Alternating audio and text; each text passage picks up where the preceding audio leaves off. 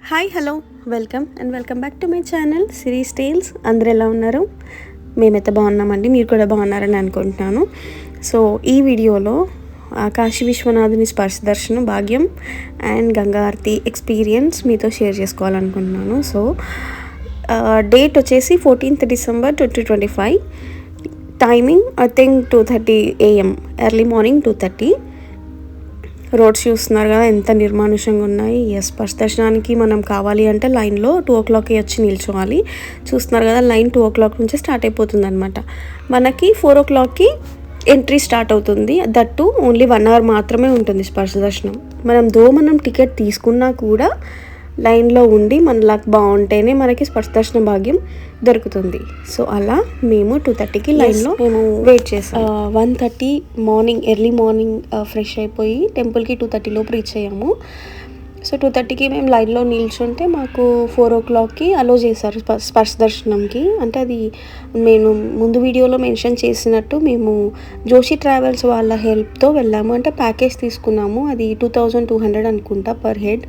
మీకు డీటెయిల్స్ కావాలంటే కమెంట్స్లో చెప్పండి, నేను వాళ్ళ కాంటాక్ట్ నెంబర్ షేర్ చేస్తాను మీతో. బట్ ట్రస్ట్ మీ, చాలా ప్రశాంతంగా జరిగింది. ఆ ప్యాకేజ్లో మనకి స్పర్శ దర్శనం అండ్ రుద్రాభిషేకము ప్లస్ అన్నపూర్ణాదేవి కుంకుమార్చన ఈ 3 ఇంక్లూడ్ ఉండే. సో మార్నింగ్ 4 o'clockకి స్పర్శ దర్శనంలో ఎంటర్ అయ్యాక మాకు స్పర్శ దర్శనం ఆఫ్కోర్స్ 5 minutes ఉంటుంది, కానీ లైన్ బట్టి మనకి స్పర్శ దర్శనం జరిగేసరికి ఆల్మోస్ట్ 5:10, 5:15 అయ్యింది మాకు. సో 5:30కి మాకు రుద్రాభిషేకం జరిగింది. రుద్రాభిషేకం ఐ థింక్ 1.5 hour ఏమో జరిగింది. 7 o'clock వరకు రుద్రాభిషేకం జరిగింది. ఆ తర్వాతే పక్కనే ఉన్న అన్నపూర్ణాదేవి టెంపుల్లో కుంకుమార్చన జరిపించారనమాట. అది ఒక 1/2 hour. వాళ్ళే జోషి ట్రావెల్స్ వాళ్ళే. కానీ మాకు ఏమీ తెలియకుండా కాశీకి ఫస్ట్ టైం వెళ్ళినాం. ఆ మహాశివుడి దయతో మాకు జోషి ట్రావెల్స్ వాళ్ళు పరిచయం అవ్వడం, వాళ్ళ త్రూ మాకు తెలుసు మనం టూరిస్ట్లం కాబట్టి స్కామ్స్ జరిగే ఛాన్సెస్ చాలా ఉంటాయి. సో అలా ఒక దాంట్లో మిస్ అయిపోయాం మేము ఆటో డ్రైవర్తో. బట్ ఆఫ్టర్ దట్ మాకు జోషి ట్రావెల్స్ వాళ్ళు పరిచయం అయ్యాక without any hassle, any problem లేకుండా వాళ్ళే మాకు ఆటో డ్రైవర్స్ కానీ గుడి ఏ టెంపుల్కి వెళ్ళాలి, ఏ పూజ ఏ టైంకి చేయాలి అన్నీ మాతో షేర్ చేశారు. సో స్పర్శ దర్శనం వచ్చేసరికి అసలు ఏ జన్మలో చేసుకున్న పుణ్యమో, నేను ఆ మహాశివుణ్ణి, ఆ కాశీ విశ్వనాథుణ్ణి జీవితంలో ఒక్కసారైనా దర్శనం చేసుకోవాలి అని ఎంతోమంది కోరుకుంటారు. అది డ్రీమ్ కమ్ ట్రూ. నాకైతే నేను నా చేతులతో ఆ కాశీ విశ్వనాథుణ్ణి ముట్టుకోవడం అనేది ఐ డోంట్ నో, నేను ఏం మొక్కలేకపోయినా ఎన్నో ఉండే ఆ శివుడితో ఎన్నో చెప్పుకోవాలనుకున్నాను. కానీ ఆ మూమెంట్ దేవుడి టెంపుల్లో ఎంటర్ అయినాక, నేను దేవుడిని ముట్టుకున్నాక నేను ఏం చెప్పలేకపోయినా, స్పీచ్లెస్. నాకు వర్డ్స్ లేవు అసలు. నేను ఏం చెప్పాలన్నా కూడా నాకు గుర్తు రాలేదు, మర్చిపోయినా నేను ఆ దేవుడిని ముట్టుకున్నాక. అది ఆ శివయ్య మహిమ అంటే. ఆ తర్వాత మాకు దర్శనం, అన్నపూర్ణాదేవి కుంకుమార్చన అండ్ రుద్రాభిషేకం. ట్రస్ట్ మీ, 2 hours ఉన్నాం మేము టెంపుల్లో. వారణాసి టెంపుల్లో 2 hours కూర్చున్నాం మేము. ఎంత పీస్, ఎంత డివైన్ ఫీలింగ్ అంటే నేను చెప్పలేను. ఎర్లీ మార్నింగ్ సన్ రైజ్ వస్తుంటే టెంపుల్లో మేము అక్కడ కూర్చున్నాము. ఎంత డివైన్ ఫీలింగ్ అంటే నేను మాటల్లో చెప్పలేను.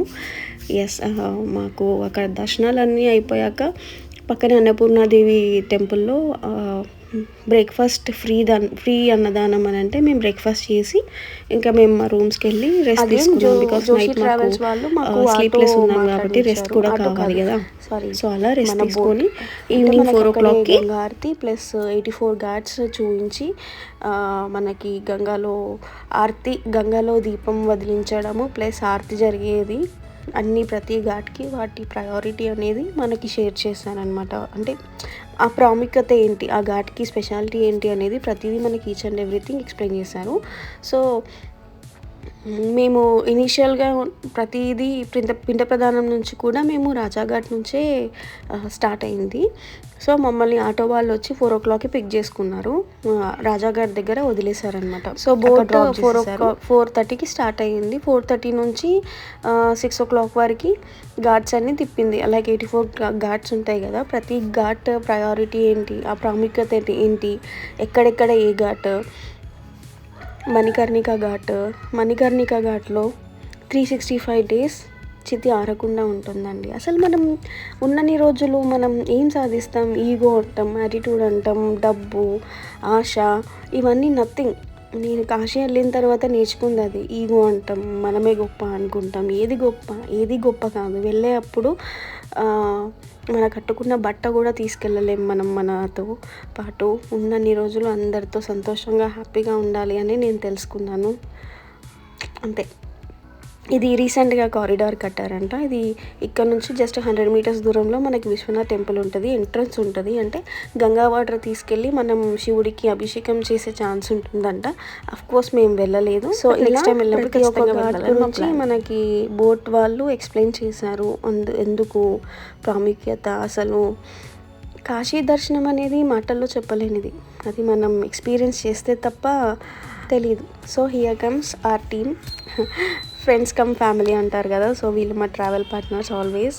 మేమందరం కలిసి వెళ్ళామన్నమాట. మా మమ్మీ, మా అల్లుడు అండ్ మా ఫ్రెండ్స్ ఫ్యామిలీ మొత్తం, మా గ్యాంగ్ మొత్తం వెళ్ళింది కాశీకి. ఒక 10 మెంబర్స్ వెళ్ళాము. ఇక్కడ ఈ బోట్స్ అన్నీ ఒకే దగ్గర పార్క్ చేస్తున్నాయి అని అనుకుంటున్నారు కదా. ఎందుకు అంటే అక్కడ మన దశశ్వమేధ ఘాట్లో గంగా ఆరతి జరుగుతుంది. ఈవినింగ్ 6:45కి స్టార్ట్ అవుతుంది. సో అక్కడ దశశ్వమేధ ఘాట్కి అన్ని బోట్స్ అన్నీ ఒకే టైంకి పార్క్ చేస్తారు. ఎందుకంటే అక్కడ ఆరతి స్టార్ట్ అవుతుంది కదా. అన్ని బోట్స్ గంగాలో రివర్లో ఆ టైంకి ప్రయాణిస్తున్న అన్ని బోట్స్ అన్నీ ఒకే దగ్గరికి పార్క్ అయిపోతాయి అన్నమాట. 2 బ్యాక్ టు బ్యాక్ అన్నీ దగ్గర ఒక 100 బోట్స్ ఉంటాయి అనుకుంటా. సో అక్కడే పార్క్ చేస్తారు. మనకి గంగా ఆరతి వ్యూ అనేది క్లియర్గా కనిపించడం కోసం. సో మమ్మల్ని బోట్ పర్సన్ అక్కడికే తీసుకెళ్తున్నారు అనమాట. మా బోట్ పార్క్ చేయించారు. కాశీ అనేది అసలు మేము 5 days ఉన్నాం. రిటర్న్ రావాలనిపించలేదు. అప్పుడే ఇంటికి వెళ్ళిపోవాలి. ఆఫ్కోర్స్ మనకి ఏ ట్రిప్ వెళ్ళినా అది అనిపిస్తుంది అనుకోండి. But Kashi is something different. మనం కొన్నిసార్లు లైఫ్లో కంప్లైంట్ చేస్తూ ఉంటాం, నాకు ఇది నీకు అది ఇది అనేసి. బట్ నథింగ్ మనం జీవితంలో ఏది తీసుకొని వెళ్ళలేం. ఉన్న రోజులు హ్యాపీగా ప్రశాంతంగా ఉండడం నేర్చుకోవాలి. సో ఇక్కడ 6:45కి గంగా ఆరతి స్టార్ట్ అయిపోయింది. అసలు చూడాల్సిన ఏమంటారు, మనకి జీవితంలో ఎంత గుడ్ చేస్తే మనకు ఆపర్చునిటీ దొరుకుతుందో నాకు తెలీదు. కానీ మేము మా కళ్ళతో గంగా ఆరతి చూడడం అనేది అది మాటల్లో చెప్పలేము. అది గంగా ఆరతి కానీ కాశీ దర్శనం అంటేనే మనం it's divine, pure divine feeling అంతే.